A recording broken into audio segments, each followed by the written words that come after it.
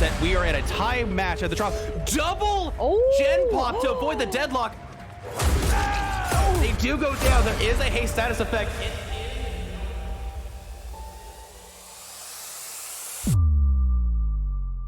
They do have to be careful here. The hatch is going to spawn momentarily. Dead Hard could get them the distance to get it too. Shot. Really smart play on the ace. Oh my god, getting shot through the window. No longer have distortion, and they are gonna teleport here. I think they get there in time. Yes! Oh, the grab! Yes!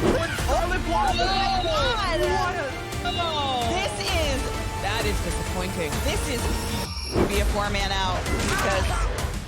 Yeah, but they will be able to block this. Yo, getting caught on that. Ace coming with the body block. Oh, they were here.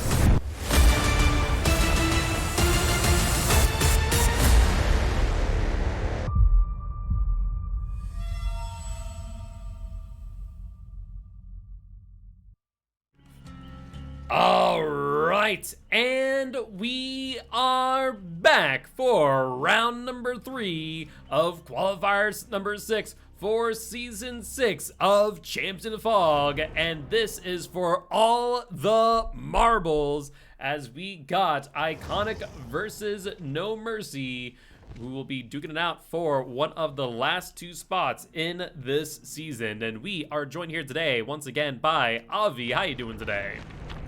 Wow, pretty good day for games so far. Let's hope for that these 2 sets are also the same. But you know what? They usually always are. So let's get on with it. Indeed, indeed. And we are going to the Gas Heaven, where we are going to see some S-tier mirror, actually not mirror matches, S-tiers duke it out. And we're actually going to see a Blight versus a Nurse. And we're going to be seeing Iconic's Blight coming up first against NoMercy Survivor team. So only time will tell who will be the victor here, as we are jumping right on in. And almost went past the Blight there. A little bit too fast, just like him, as he has brought the Blighted Crow and the Blighted Rat, and finds the Kate very early. A little bit of a unusual spawn, to say the least. Yeah, ooh, and got her that's a very fast hit already. So let's see how fast we can get it down. This will be a lot of pressure already to start off the game if he does get this down in less than, what, 15 seconds, 20? I don't know how do you... Oh, yep. Got 2 people here now. Yeah, it's been about 15 seconds or so now. Actually, yeah, about 15 seconds now. Shackpal is down. Nia trying to body block for the Kate here. We'll see how successful they are, as Blight moving around the Shack once again, but losing track of where the survivors went and unable to get the down rather quickly. Going for the Kate still, and Kate just able to dodge the Blight's Blighted Rush there, as they'll continue moving about. We'll wait and see if another survivor will try and impede the Blight's progress and offer a body block for them. Ooh, nice little fake there. I think both of them faked out the... Oh, nicely done. Yeah, really good job there on the pallet stun and the blind to boot, but Kate not making a lot of distance. Looks like they will be going down here, and that there will be the first down. But I will say, for their credit, that took quite a little bit of time, as this will be the first took of this match on the Kate. And looks like no Scourge took, at least not as of thus far. And Blight going to be checking around for the most progressed gens and finding this one. And looks like they will get hit by a Blast Mine. Hello! What a treat! A treat indeed. Speaking of treats, the Blight has one for these fires, as that was Pop Goes the Weasel, and the gen is highlighted in yellow on top of which. Also, want to point out that the gen was kicked rather quickly. We see that bar in yellow as well, meaning that they do have brutal strength, interestingly enough. You know, definitely is not my first pick on Blight, given their Blighted Rush's ability to break pallets. Yep, exactly. But hey, if it works for this person, then it's gonna work if they wish to. But so far we're... Oh, I thought he was gonna get that. Oh, yeah, these trees. Trying to do some cheeky plays here with those slides, but just unable to get the down on the Atom, it would seem, as they are going to make their way over towards the Shack. Yeah, they got away with it. However, Shack is not safe. The pallet is gone. But they gotta go to the next tile over, which is an LTC. Oh, barely made that. Yeah, Blight trying to see if they can get the down there, but once again, Adam just doing a great job of evading the Blight's blighted rushes as they maneuver around these tiles, and that there is a call of Brine as we do see that noise notification over there in the distance, and looks like Blight a little bit concerned with that gen will instead rush off and make their way over towards the Kate. But Kate, much like the Adam before, doing a great job of avoiding the Blight here. Expert play here by NoMercy Survivor team as they'll make their way over into the main building. And since this gen has already been done, Kate kind of has free reign, and looks like Blight will drop chase exactly for that fact. Yeah, Blight knows. They like, I'm not going over there. That's just a trap for any killer. To when you are taken to an area where the gen is done, there's no stress from the Survivor. Like, you can come chase me as much as you want, but you are losing time. And that's exactly what this Blight knew. And left the chase as smartly as he should. Look at that gen over there, by the way. That gen bracket over there. Yeah. They're clustered. Also want to point out, both these gens with a decent amount of progression, but no survivors found around them except for the Kate, who will in fact take a hit from the Blighted Rush this time. Once again, moving into main as Blight will take some time to break this wall.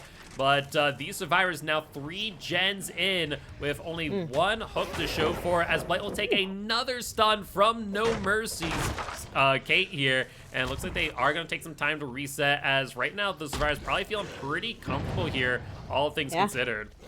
It's like, you know, it's actually a good plan to do this gen first, because it feels like they purposely have this as their domain to chase, to do like, yeah, look at this palette RNG. This is actually, well, it spawns 0 behind them. It's a good area to distract the killer, and it's working perfectly fine now.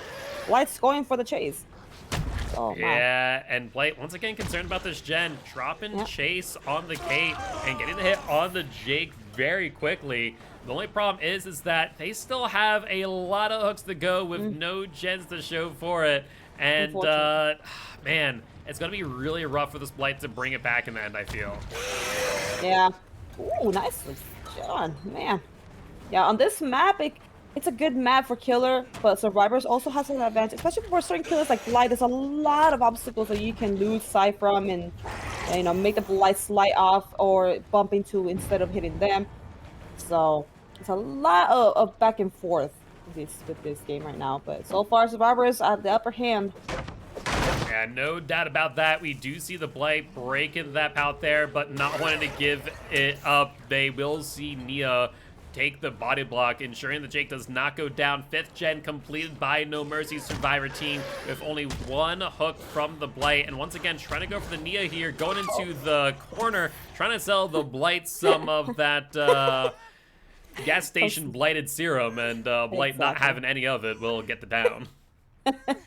No snacks for Blight either. There's no good things that he wants in there. They're all expired, most likely, and have food poisoning ready to go.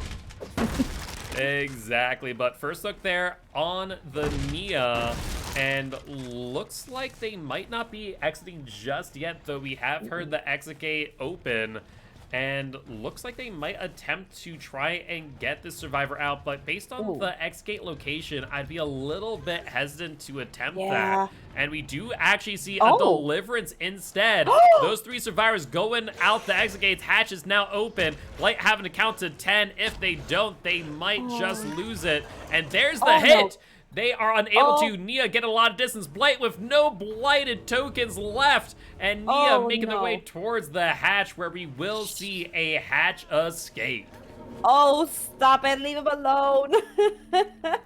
Those little bags to go with it. Yeah, really, really good showing here Wow. by the Survivor team. Blight just unable to bring things back against NoMercy Survivor team. And that is a 20-point in favor of the Survivor, 6 points for Iconic's Blight.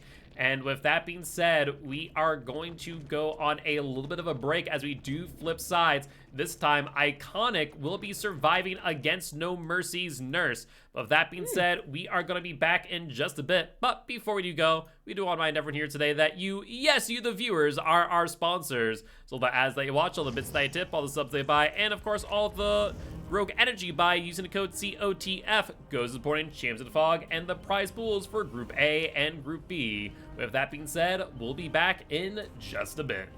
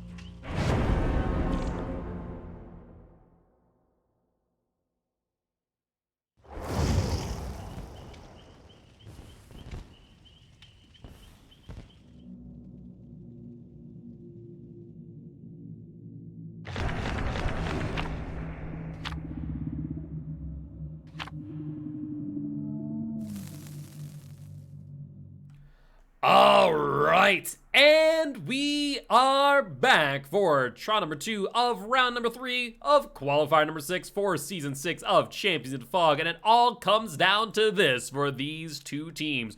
We'll walk away with a 3-0 victory, guaranteeing them a invite to Season 6. And who will receive a loss where they are at the mercy of the Swiss tiebreaker algorithm. With that being said, we'll find out shortly as we are jumping right on in as NoMercy is bringing the nurse. Oh, look at those nails. God, I love this cosmetic. It's so pretty. Yeah, the black nails definitely are very showy, especially as you see them throughout the match. But we see scratch marks across the way, and Nurse will be trying to go through the car pilot here to try and take a sneak peek of where these survivors are going, but finding the Atom very early here. And we were talking about this earlier before the match, and to kind of give you some insight onto what the win condition here for Iconic Survivor team is, they need to avoid 3 fresh hooks or 1 killed survivor. A single survivor killed right now, camped out by this nurse, will result in a tie. Any hooks thereafter will result in a win for NoMercy and the nurse. So going to be real interesting here to say the least, whether or not they're going to be able to pull it off. Well, let's see. This nurse decided to not just sit there. They're just going and venturing out for other victims here. We got 2 people. Oh, hello. A little bit of a misfire there. Whoopsie. That would be me if I played nurse. I would constantly be going to basement.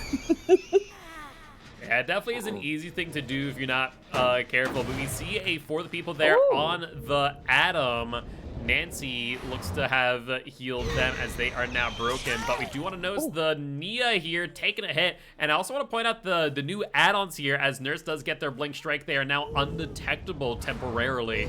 Not sure how much benefit it is in the grand scheme of things, but enough for them to use it, I suppose, as they continue on the Nia here. A little bit of a locker tech there, as the Nurse will fatigue out and Nia getting a little bit of distance.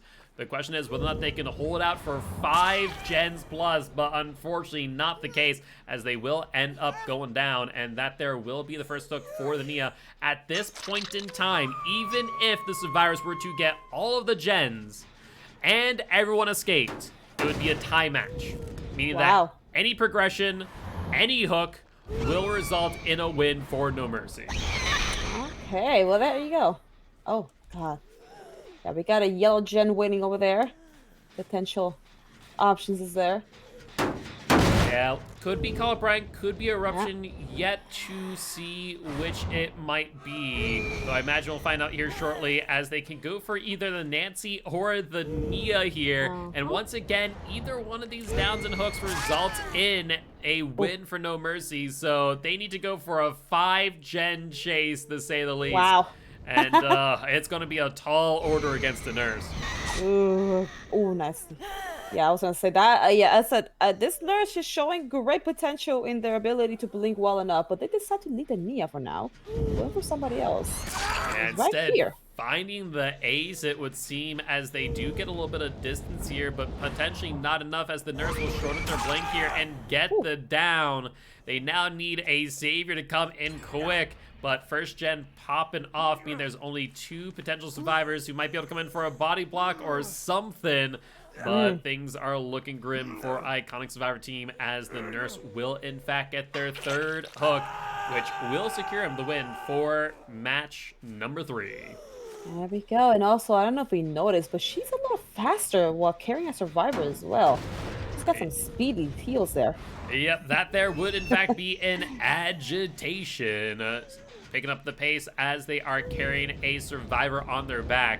But at this point in time, survivors and Kill like playing for their honor and pride, as they'll be trying to chase the Nia here away from this gen, noting that it is in fact a Call of Brine. We did see some downs earlier, no Eruption popping up, so Call of Brine going to be coming into play, regressing the gens at 200% per second. Whew.